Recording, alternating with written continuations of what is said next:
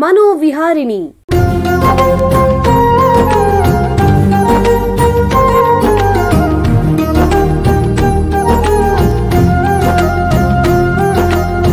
ಬೆಂಗಳೂರಿನ ನಿಮ್ಹಾನ್ಸ್ ವತಿಯಿಂದ ಮಾನಸಿಕ ಆರೋಗ್ಯ ಮತ್ತು ನರವಿಜ್ಞಾನ ಕುರಿತ ಪ್ರಾಯೋಜಿತ ಶಿಕ್ಷಣ ಮಾಲಿಕೆ. ಸಹಯೋಗ ಡಾಕ್ಟರ್ ರಾಮಚಂದ್ರ ಎನ್ ಮೂರ್ತಿ, ಮಾನಸಿಕ ಆರೋಗ್ಯ ಮತ್ತು ನರವಿಜ್ಞಾನ ಪ್ರತಿಷ್ಠಾನ, ನಿಮ್ಹಾನ್ಸ್. ಕೇಳಿ ಮಾನಸಿಕ ಆರೋಗ್ಯ ಮತ್ತು ನರವಿಜ್ಞಾನ ಕುರಿತ ಮಾಲಿಕೆ ಮನೋವಿಹಾರಿಣಿ. ನಮಸ್ಕಾರ ಶ್ರೋತೃಗಳೇ, ನಿಮಗೆಲ್ಲರಿಗೂ ಮನೋವಿಹಾರಿಣಿ ಶಿಕ್ಷಣ ಮಾಲಿಕೆ 2ನೇ ಆವೃತ್ತಿಗೆ ಆತ್ಮೀಯ ಸ್ವಾಗತ. ಮೊದಲನೇ ಆವೃತ್ತಿಯ 36 ಸಂಚಿಕೆಗಳಲ್ಲಿ ಮಾನಸಿಕ ಆರೋಗ್ಯ ಮತ್ತು ನರವಿಜ್ಞಾನದ ವಿವಿಧ ವಿಷಯಗಳ ಬಗ್ಗೆ ಚರ್ಚೆ ಮಾಡ್ತಿದ್ವಿ. ಈ ಆವೃತ್ತಿಯಲ್ಲಿ ವಿವಿಧ ಮಾನಸಿಕ ಸಮಸ್ಯೆಗಳ ಬಗ್ಗೆ ಸುದೀರ್ಘವಾಗಿ ಚರ್ಚಿಸ್ತಾ ತಜ್ಞರ ಹತ್ರ ಹೆಚ್ಚಿನ ಮಾಹಿತಿ ಸಂಗ್ರಹಿಸೋಣ. ನಿಮಗೆಲ್ಲ ಗೊತ್ತಿರೋ ಹಾಗೆ ದೇಹದ ಆರೋಗ್ಯದಂತೆ ಮಾನಸಿಕ ಆರೋಗ್ಯ ಕೂಡ ನಮ್ಮ ಜೀವನದಲ್ಲಿ ಬಹಳ ಮುಖ್ಯ. ಅದು ನಮ್ಮ ಜೀವನ, ಕೆಲಸ, ವಿದ್ಯಾಭ್ಯಾಸ ಮತ್ತು ಸಂಬಂಧಗಳಿಗೆ ಸಮತೋಲನ ನೀಡುತ್ತೆ. ಅಧ್ಯಯನಗಳ ಪ್ರಕಾರ ಭಾರತದ ಪ್ರತಿ 7 ಜನರಲ್ಲಿ ಒಬ್ಬರಿಗೆ ಜೀವನದಲ್ಲಿ ಯಾವುದೋ ಒಂದು ರೀತಿ ಮಾನಸಿಕ ಅಸ್ವಸ್ಥತೆ ಎದುರಾಗಬಹುದು. ಆದರೂ ಸಹ ಜನರಲ್ಲಿ ಇದರ ಬಗ್ಗೆ ಜಾಗೃತಿ ಕಡಿಮೆ. ಸುಮಾರು ಜನ ಅಜ್ಞಾನದಿಂದಲೋ, ಸಾಮಾಜಿಕ ಕಳಂಕದ ಹೆದರಿಕೆಯಿಂದಲೋ ಅಥವಾ ಹಿಂಜರಿಕೆಯಿಂದಲೋ ಸೂಕ್ತ ಸಹಾಯ ಪಡೆಯದೆ ಮೌನವಾಗಿ ತೊಂದರೆ ಅನುಭವಿಸ್ತಾ ಇರ್ತಾರೆ. ಹಾಗಾಗಿ ಮಾನಸಿಕ ಆರೋಗ್ಯದ ಬಗ್ಗೆ ಅರಿವು ಹೆಚ್ಚಿಸಿಕೊಳ್ಳೋದು, ಮಾನಸಿಕ ಸಮಸ್ಯೆಗಳ ಲಕ್ಷಣಗಳನ್ನು ಗುರುತಿಸೋದ್ರ ಬಗ್ಗೆ ಮತ್ತು ಚಿಕಿತ್ಸೆ ಬಗ್ಗೆ ತಿಳ್ಕೊಳ್ಳೋದು ಅತ್ಯಗತ್ಯ. ಮಾನಸಿಕ ಅಸ್ವಸ್ಥತೆಗಳಲ್ಲಿ ಅನೇಕ ರೂಪಗಳಿವೆ. ಸಾಮಾನ್ಯವಾಗಿ ಕಂಡುಬರೋದು ಆತಂಕ ಅಂದ್ರೆ ಆಂಗ್ಸೈಟಿ, ಡಿಪ್ರೆಷನ್ ಅಥವಾ ಖಿನ್ನತೆ, ಅಬ್ಸೆಸಿವ್ ಕಂಪಲ್ಸಿವ್ ಡಿಸಾರ್ಡರ್ ಅಂದ್ರೆ OCD ಅಥವಾ ಗೀಳು ರೋಗ, ಭೀತಿಗಳು ಈ ಫೋಬಿಯಾಸ್ ಅಂತ, ಅದು ಬೈಪೋಲಾರ್ ಡಿಸಾರ್ಡರ್ ಅಂದ್ರೆ ದ್ವಿಧ್ರುವ ಅಸ್ವಸ್ಥತೆ, ಸ್ಕಿಜೋಫ್ರೀನಿಯಾ, ಅದಲ್ಲದೆ ಮದ್ಯ ಮತ್ತು ಮಾದಕ ಪದಾರ್ಥ ಬಳಕೆಗಳ ಅಸ್ವಸ್ಥತೆಗಳು, ಮಕ್ಕಳಲ್ಲಿ ADHD, ಆಟಿಸಂ ಮುಂತಾದವು, ವೃದ್ಧರಲ್ಲಿ ಡಿಮೆನ್ಷಿಯಾ ಇತ್ಯಾದಿ ಸೇರಿದೆ. ಪ್ರತಿಯೊಂದು ಸಮಸ್ಯೆ ವಿಭಿನ್ನವಾಗಿದ್ರೂ ಸರಿಯಾದ ನೆರವು ದೊರೆತರೆ ಸಾಕಷ್ಟು ಉತ್ತಮ ರೀತಿಯಲ್ಲಿ ಇವುಗಳನ್ನು ನಿರ್ವಹಿಸಬಹುದು. ಇಂದಿನಿಂದ 3 ಸಂಚಿಕೆಗಳಲ್ಲಿ ನಾವು ವಿಶೇಷವಾಗಿ ಒಂದು ಸಾಮಾನ್ಯ ಹಾಗೂ ಗಂಭೀರವಾದ ಸಮಸ್ಯೆ ಡಿಪ್ರೆಷನ್ ಅಥವಾ ಖಿನ್ನತೆಯ ಬಗ್ಗೆ ತಜ್ಞರ ಹತ್ರ ಹೆಚ್ಚಿನ ಮಾಹಿತಿ ಪಡ್ಕೊಳ್ಳೋಣ. ಮನೋವೈದ್ಯಕೀಯ ಶಾಸ್ತ್ರ ಕ್ಷೇತ್ರದಲ್ಲಿ ಸುಮಾರು 25 ವರ್ಷಗಳಿಂದ ವೈದ್ಯಕೀಯ ಸೇವೆ ಮತ್ತು ಸಂಶೋಧನೆ ಮಾಡ್ತಾ ಇರುವಂತಹ ನಿಮ್ಹಾನ್ಸ್ನ ಸೈಕ್ಯಾಟ್ರಿ ವಿಭಾಗದಲ್ಲಿ ಪ್ರಾಧ್ಯಾಪಕರಾಗಿರೋ ಡಾಕ್ಟರ್ ಸಿ ನವೀನ್ ಕುಮಾರ್ ಅವರು ನಮ್ಮ ಜೊತೆ ಇದ್ದಾರೆ. ಅವರನ್ನು ಸ್ವಾಗತಿಸೋಣ. ನಮಸ್ಕಾರ ಡಾಕ್ಟರ್ ನವೀನ್ ಅವರೇ. ನಮಸ್ಕಾರ. ನಿಮಗೆ ಈ ಕಾರ್ಯಕ್ರಮಕ್ಕೆ ಸ್ವಾಗತ. ಧನ್ಯವಾದ ಸರ್. ಡಾಕ್ಟರ್ ನವೀನ್ ಅವರೇ, ನಿಮಗೆ ಮೊದಲನೇ ಪ್ರಶ್ನೆ ಏನು ಅಂದ್ರೆ, ಈ ವೈದ್ಯಕೀಯ ದೃಷ್ಟಿಯಿಂದ ಖಿನ್ನತೆ ಅಂತಂದ್ರೆ ಏನು? ಖಿನ್ನತೆ ಅಂತಂದ್ರೆ ಒಂದು ರೀತಿಯಾದಂತಹ ಮಾನಸಿಕ ಸಮಸ್ಯೆ ಅಂತಾದ್ರೂ ಹೇಳ್ಬೋದು, ರೋಗ ಅಂತಾದ್ರೂ ಹೇಳ್ಬೋದು. ಆದ್ರೆ ಅದನ್ನ ಕಂಡುಹಿಡಿಯೋದು ಬಹಳ ಅಗತ್ಯ. ಯಾಕೆಂತಂದ್ರೆ ಖಿನ್ನತೆಯ ಒಂದು ಬಹಳ ಮುಖ್ಯವಾದಂತಹ ಲಕ್ಷಣ ಮನಸ್ಸಿಗೆ ಬೇಜಾರಾಗುವಂಥದ್ದು. ಎಲ್ಲ ಮಾನವರಿಗೆ ಅದು ಆಗುವಂತ ಭಾವನೆನೇ ಅದು. ಹೌದು ಹೌದು. ಬೇಜಾರಿರ್ಬೋದು, ದುಃಖ ಇರ್ಬೋದು, ಮತ್ತೆ ಅಪರಾಧಿ ಭಾವನೆ ಇರಬಹುದು, ಮತ್ತೆ ನಕಾರಾತ್ಮಕ ಆಲೋಚನೆಗಳಿರ್ಬೋದು. ಇವೆಲ್ಲನೂ ಸಹ ಒಂದಲ್ಲ ಒಂದು ಸರ್ತಿ ಎಲ್ಲ ಮಾನವರಿಗೆ ಆಗುವಂತಹ ಅನುಭವಗಳೇನೆ. ಅದನ್ನ ಕಾಯಿಲೆ ಅಂತ ಯಾವಾಗ ಪರಿಗಣಿಸ್ಬೇಕಪ್ಪ ಅಂತಂದ್ರೆ ಒಂದು 2-3 ಕಂಡೀಷನ್ಸ್ ಅಂತ ಹೇಳ್ಬೋದು. ಒಂದು, ಎಷ್ಟು ದಿನದಿಂದ ಇದೆ ಅದು ಅಂತ. ಈಗ ಉದಾಹರಣೆಗೆ ಯಾರಾದ್ರೂ ಪರೀಕ್ಷೆನಲ್ಲಿ ಫೇಲ್ ಆಯ್ತು ಅಂತಂದ್ರೆ ಸಾಮಾನ್ಯ ಎಷ್ಟು ದಿನ ಬೇಜಾರಿರಬಹುದು? ಒಂದು 2 ಗಂಟೆ 3 ಗಂಟೆ ಇಲ್ಲ 1 ದಿನ 2 ದಿನಾನೂ ಇರಬಹುದು ಅಂತ ಇಟ್ಕೊಳ್ಳಿ. ಆಮೇಲೆ ಯಾರಾದ್ರೂ ಬಂದು ಸಮಾಧಾನ ಹೇಳಿದ್ರೆ ಆ ಮನಸ್ಸಿಗೆ ದುಃಖ ಇರೋದು ಹೊರಟೋಗುತ್ತೆ. ಹಾಗಲ್ದಲೆ ನಾನು 1 ವರ್ಷಕ್ಕೆ ಹಿಂದೆ ಪರೀಕ್ಷೆಯಲ್ಲಿ ಫೇಲ್ ಆಗಿರ್ತೀನಿ, ಅದನ್ನ ನೆನ್ಸ್ಕೊಂಡು 1 ವರ್ಷದಿಂದ ನನಗೆ ಮನಸ್ಸಿಗೆ ಬೇಜಾರಿದ್ರೆ ಅದನ್ನ ಖಾಲಿ ಅಂತ ಹೇಳಿ. ಎರಡನೇದು, ಈ ಮಿನಿಮಮ್ ಡ್ಯೂರೇಷನ್ ಅಂತ ಇರತ್ತೆ. ಈ ಮನಸ್ಸಿಗೆ ಬೇಜಾರು ಅಥವಾ ನನಗೆ ಸಿಂಪ್ಟಮ್ಸ್ ಲಿಸ್ಟ್ ಮಾಡ್ತೀನಿ, ಆ ಸಿಂಪ್ಟಮ್ಸ್ ಎಲ್ಲನೂ 2 ವಾರಕ್ಕೂ ಹೆಚ್ಚಿನ ಸಮಯ ಒಂದೇ ಸಮ ಇತ್ತು ಅಂತಂದ್ರೆ ಆವಾಗ ಡಿಪ್ರೆಷನ್ ಅಂತ ವೈದ್ಯಕೀಯವಾಗಿ ನಾವು ಹೇಳುವಂತಹದ್ದು. ಡಿಪ್ರೆಷನ್ ಕಾಯಿಲೆ ಇರೋರಲ್ಲಿ, ಪರ್ಟಿಕ್ಯುಲರ್ಲಿ ತುಂಬಾ ತೀವ್ರವಾದಂತಹ ಡಿಪ್ರೆಷನ್ ಇರೋರಲ್ಲಿ ಯಾರು ಬಂದು ಸಮಾಧಾನ ಹೇಳಿದ್ರು ಆ ಡಿಪ್ರೆಷನ್ ವಾಪಸ್ ಬರಲ್ಲ, ಸಮಾಧಾನ ಆಗಲ್ಲ. ದಿನನಿತ್ಯದ ಕೆಲಸಗಳ ಒಂದು ಧಾಟಿನಲ್ಲಿ, ಒಂದು ಓಘದಲ್ಲಿ ಏನ್ ಕೆಲಸ ಮಾಡಿದ್ರು ಆ ಡಿಪ್ರೆಷನ್ ಹೋಗಲ್ಲ, ಪರ್ವೇಸಿವ್ ಅಂತ ಹೇಳ್ತೀವಿ. ಸೊ ಈ ಎಲ್ಲ ಲಕ್ಷಣಗಳು ಇದ್ದಾಗ ಅದು ಕಾಯಿಲೆ ಅಂತ ನಾವು ಅನ್ಕೊಳ್ಬೇಕಾಗತ್ತೆ. ಅದು ಯಾವುದೇ ಕಾರಣದಿಂದ ಬಂದಿರಲಿ, ಪರೀಕ್ಷೆನಲ್ಲಿ ಫೇಲ್ ಆಗಿರಬಹುದು, ಅಥವಾ ತಮಗೆ ಹತ್ತಿರವಾದವರು ತೀರ್ಕೊಂಡಿರಬಹುದು, ಅಥವಾ ಫೈನಾನ್ಷಿಯಲ್ ಪ್ರಾಬ್ಲಮ್ ಇರಬಹುದು, ಅಥವಾ ಏನು ಇಲ್ದೇನೂ ಇರಬಹುದು. ಬಯೋಲಾಜಿಕಲ್ ಡಿಪ್ರೆಷನ್ ಅಂತ ಹೇಳ್ತೀವಿ, ಅಂದ್ರೆ ಒಳಜನ್ಯ ಖಿನ್ನತೆ. ಅಂದ್ರೆ ಯಾರಿಗೆ ಈ ಹೊರಗಡೆಯಿಂದ ಯಾವ ಸ್ಟ್ರೆಸ್ ಇಲ್ದೇನೇನೆ ಬರುವಂತಹ ಖಿನ್ನತೆ, ಆ ಖಿನ್ನತೆಗಳ ಬಹಳಷ್ಟು ವಿಧಗಳಿದಾವೆ. ಈ ಕೆಲವೊಂದು ಅಂಶಗಳನ್ನು ನಾವು ನೆನಪಲ್ಲಿ ಇಟ್ಕೊಂಡ್ರೆ ವೈದ್ಯಕೀಯನ ಅಲ್ವಾ ಅಂತ ನೀವು ಹೇಳೋ ಪ್ರಶ್ನೆಗೆ ಉತ್ತರ ಸಿಗುತ್ತೆ. ಅಂದ್ರೆ ನಿಮ್ ಪ್ರಕಾರ ಈ ಖಿನ್ನತೆಯಲ್ಲಿ ಬೇರೆ ಬೇರೆ ರೀತಿ ಇರುತ್ತಾ? ಹೌದು. ಉದಾಹರಣೆಗೆ ಕೆಲವು ವ್ಯಕ್ತಿಗಳಲ್ಲಿ, ಕೆಲವು ರೋಗಿಗಳಲ್ಲಿ ಬರೀ ಈ ಖಿನ್ನತೆ ಪದೇ ಪದೇ ಬರ್ತಾ ಇರುತ್ತೆ. ರೆಕರೆಂಟ್ ಡಿಪ್ರೆಷನ್ ಅಂತ ಹೇಳಿ ನಾವು, ಆತನಿಗೆ ಬೇರೆ ಯಾವ ಕಾಯಿಲೆನೂ ಬರಲ್ಲ. ಇನ್ನೊಂದು ಸಬ್ ಟೈಪ್ ಅಂತಂದ್ರೆ ಈ ಬೈಪೋಲಾರ್ ಡಿಸಾರ್ಡರ್ ಅಂತ ಹೇಳ್ತೀವಿ. As part of bipolar disorder ಸಹ ಡಿಪ್ರೆಷನ್ ಬರ್ಬೋದು. ಅದನ್ನ ಬೈಪೋಲಾರ್ ಡಿಪ್ರೆಷನ್ ಅಂತ ಹೇಳ್ತೀವಿ ನಾವು. ಅಂದ್ರೆ ಉನ್ಮಾದ ಒಂದು ಹಂತ ಆದ್ರೆ ಇನ್ನೊಂದು ಹಂತದಲ್ಲಿ ಖಿನ್ನತೆ, ಎರಡೂನು ನಾವು ಕಾಣುವಂಥದ್ದು ಅದು ಒಂದು. ಮತ್ತೆ ಸಿವಿಯರಿಟಿ ಹೋಯ್ತು ಅಂತಂದ್ರೆ ಕೆಲವೊಬ್ಬರಿಗೆ ಡಿಸ್ಥೈಮಿಯಾ ಅಂತೀವಿ, ಬಹಳ ಸೌಮ್ಯವಾದ ಸ್ವಭಾವ ಡಿಪ್ರೆಷನ್ಗೆ, ಮತ್ತು moderate depression, mild depression, severe depression ಅಂತ ಈ ರೀತಿಯಾಗಿ ವಿಭಾಗಗಳು ಸಹ ಇದೆ. ಅಂದ್ರೆ ಇವಾಗ ಈ ಖಿನ್ನತೆ ಯಾರಿಗೆ ಬೇಕಾದ್ರೂ ಬರ್ಬೋದಾ? ಮಕ್ಕಳಿಗೆ, ಹದಿಹರೆಯದವರಿಗೆ ಅಥವಾ ವೃದ್ಧರಿಗೆ? ಯಾರಿಗೆ ಬೇಕಾದ್ರೂ ಬರಬಹುದು. 4 ವರ್ಷದ ಮಗುವಿನಿಂದ ಹಿಡಿದು 100 ವರ್ಷ ಇರೋ ವಯೋವೃದ್ಧರು ಯಾರಿದ್ದಾರೆ, ಯಾರಿಗೆ ಬೇಕಾದ್ರೂ ಬರಬಹುದು. ಯಾರಿಗೆ ಬೇಕಾದ್ರೂ. ಅಂದ್ರೆ ಇವಾಗ ಭಾರತದಲ್ಲಿ ತಗೊಂಡ್ರೆ ಅದನ್ನ ಬೇರೆ ಪ್ರಪಂಚದ ಬೇರೆ ಭಾಗಗಳು ಹೋಲಿಸಿದ್ರೆ ಎಷ್ಟು ಪ್ರಮಾಣ ಇದೆ? ನಮ್ದೇ ಆದ ನೋಡಿ, ನಿಮ್ಹಾನ್ಸ್ ನಲ್ಲಿ ನ್ಯಾಷನಲ್ ಮೆಂಟಲ್ ಹೆಲ್ತ್ ಸರ್ವೆ ಅಂತ ಮಾಡಿದ್ವಿ ನಾವು. ಸುಮಾರು 10 ವರ್ಷ ಆಯ್ತು. ಈಗ ಸೆಕೆಂಡ್ ಆವೃತ್ತಿ ಅದೊಂದು ಬರ್ತಾ ಇದೆ. ಸೊ ಅದರಲ್ಲಿ ನಮಗೆ ಕಂಡು ಬಂದಿರುವಂತಹ ಅಂಶ ಏನಪ್ಪಾ ಅಂತಂದ್ರೆ, ಸುಮಾರು 3% ಜನಗಳಲ್ಲಿ ಒಂದಲ್ಲ ಒಂದ್ಸಲ ಡಿಪ್ರೆಷನ್ ಕಂಡು ಸಿಗುವಂತದ್ದು ನಮಗೆ ಕಂಡು ಬಂತು ಅದರಲ್ಲಿ. ಬಟ್ ನಮ್ಮ ದೇಶದಲ್ಲಿ ಹೇಳೋಕೆ ಆತರ ಯೋಚನೆ ಮಾಡ್ತು ಅಂತಂದ್ರೆ ಸ್ವಲ್ಪ ಕಡಿಮೆನೆ ಅಂತ ಹೇಳ್ಬೋದು.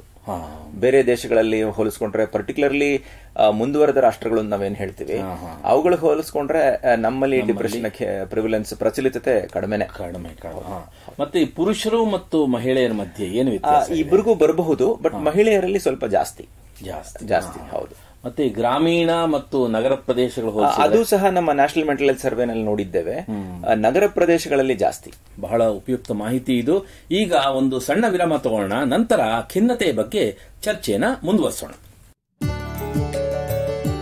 ಬೆಂಗಳೂರಿನ ನಿಮ್ಹಾನ್ಸ್ ಮಾನಸಿಕ ಆರೋಗ್ಯ ಮತ್ತು ನರವಿಜ್ಞಾನ ಕ್ಷೇತ್ರದಲ್ಲಿ ಹೆಸರುವಾಸಿ. ಶ್ರೇಷ್ಠ ಮಟ್ಟದ ಔಷಧೋಪಚಾರ, ಸಂಶೋಧನೆ ಮತ್ತು ತರಬೇತಿ ಇವೇ ನಿಮ್ಹಾನ್ಸ್ನ ಪ್ರಮುಖ ಧ್ಯೇಯಗಳು. ದೇಶದ ವಿವಿಧ ಭಾಗಗಳಿಂದ ಬರುವ ಲಕ್ಷಾಂತರ ಜನರಿಗೆ ಚಿಕಿತ್ಸೆ ನೀಡುವ ನಿಮ್ಹಾನ್ಸ್ಗೆ ರಾಷ್ಟ್ರೀಯ ಪ್ರಾಮುಖ್ಯತಾ ಸಂಸ್ಥೆ ಎಂಬ ಗೌರವ. ಚಿಕಿತ್ಸೆ ಮತ್ತು ವೈದ್ಯಕೀಯ ಸೇವೆಗಳ ಜೊತೆಯಲ್ಲಿ ನರರೋಗ ಮತ್ತು ಮನೋವೈದ್ಯಕೀಯ ಪುನರ್ವಸತಿ ಸೇವೆಗಳು, ಸಮುದಾಯ ಮಟ್ಟದ ಆರೋಗ್ಯ ಕಾರ್ಯಕ್ರಮಗಳನ್ನು ನಡೆಸುವುದು ಹಾಗೂ ಜನಜಾಗೃತಿ ಮೂಡಿಸುವ ಕೆಲಸಗಳಲ್ಲಿ ಸಕ್ರಿಯವಾಗಿದೆ ನಿಮ್ಹಾನ್ಸ್. ಈ ನಿಟ್ಟಿನಲ್ಲಿ ಆಕಾಶವಾಣಿಯ ಶ್ರೋತೃಗಳಿಗೆ ನರಮಂಡಲ ಮತ್ತು ಮಾನಸಿಕ ಆರೋಗ್ಯದ ಬಗ್ಗೆ ಉಪಯುಕ್ತ ಮಾಹಿತಿ ನೀಡುವುದೇ ಡಾಕ್ಟರ್ ರಾಮಚಂದ್ರ ಎನ್ ಮೂರ್ತಿ ಮಾನಸಿಕ ಆರೋಗ್ಯ ಮತ್ತು ನರವಿಜ್ಞಾನ ಪ್ರತಿಷ್ಠಾನ ನಿಮ್ಹಾನ್ಸ್ನ ಸಹಯೋಗದೊಂದಿಗೆ ಮೂಡಿಬರುತ್ತಿರುವ ಈ ಮನೋವಿಹಾರಿಣಿ ಶಿಕ್ಷಣ ಮಾಲಿಕೆಯ ಮೂಲ ಉದ್ದೇಶ. ವಿರಾಮದ ನಂತರ ಮನೋವಿಹಾರಿಣಿಯ ಈ ಸಂಚಿಕೆಗೆ ನಿಮಗೆಲ್ಲರಿಗೂ ಮತ್ತೊಮ್ಮೆ ಸ್ವಾಗತ.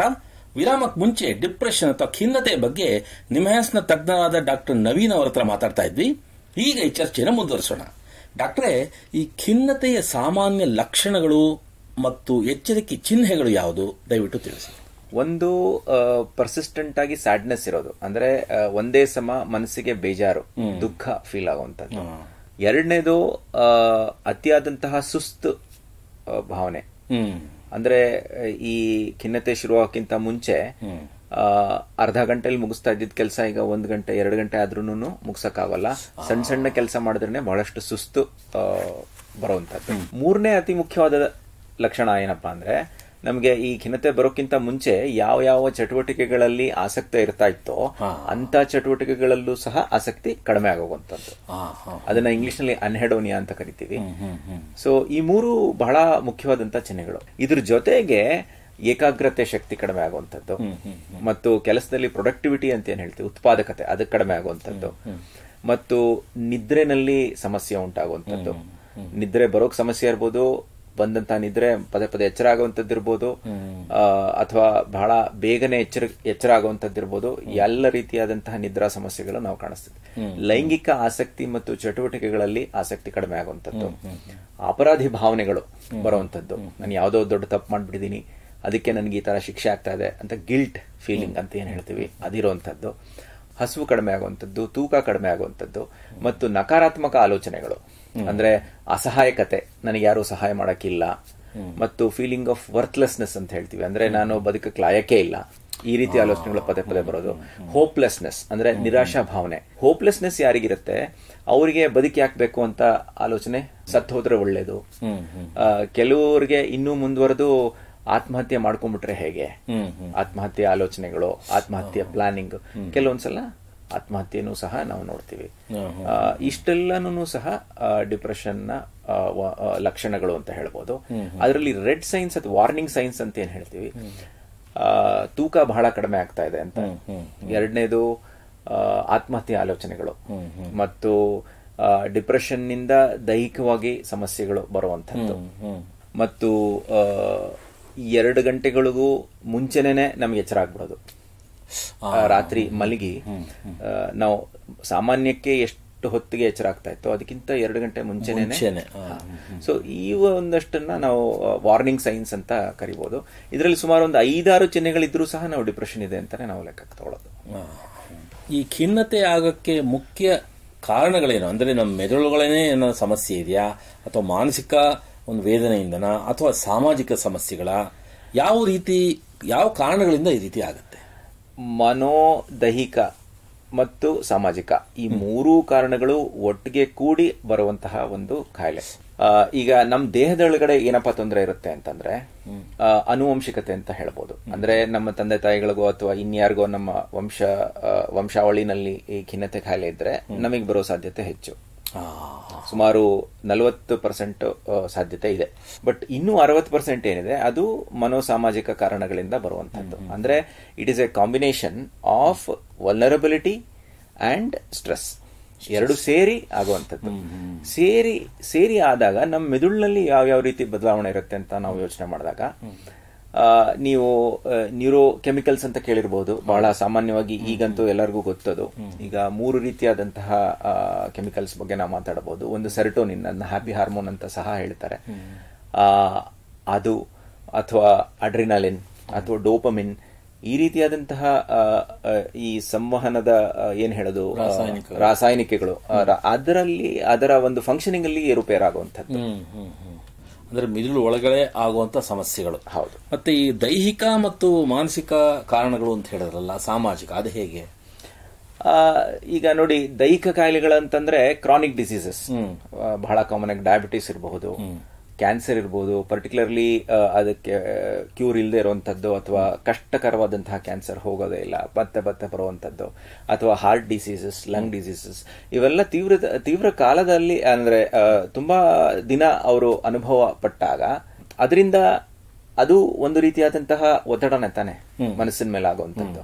ಸೊ ಆ ಒಂದು ಪಾತ್ವೆಯಿಂದ ಆಗುವಂಥದ್ದು. ಡಿಪ್ರೆಷನ್ ಇರುವಂತ ವ್ಯಕ್ತಿಗಳಲ್ಲಿ ಡಯಾಬಿಟಿಸ್ ಬರೋ ಸಾಧ್ಯತೆನೂ ಹೆಚ್ಚು. ಸೊ ಇಟ್ಸ್ ಒಂಥರ ಬೈ ಡೈರೆಕ್ಷನಲ್ ರಿಲೇಶನ್ಶಿಪ್ ಅಂತ ಹೇಳ್ಬೋದು. ಡಿಪ್ರೆಷನ್ ಸರಿಯಾಗಿ ಟ್ರೀಟ್ಮೆಂಟ್ ತಗೊಳ್ಳದೇ ಇದ್ರೆ ಅದರಿಂದ ಆಗೋ ಪರಿಣಾಮ ಡಯಾಬಿಟಿಸ್ ಅಥವಾ ಬೇರೆ ರೀತಿಯಾದಂತಹ ಅನಿಮಿಯಾ ಬರಬಹುದು. ಸೊ ಹೀಗೆ ದೈಹಿಕ ಕಾಯಿಲೆಗಳು ಮತ್ತು ಮಾನಸಿಕ ಕಾಯಿಲೆಗಳ ಸಂಬಂಧ ಬೈ ಡೈರೆಕ್ಷನಲ್ ಅಂತ ಹೇಳ್ಬೋದು.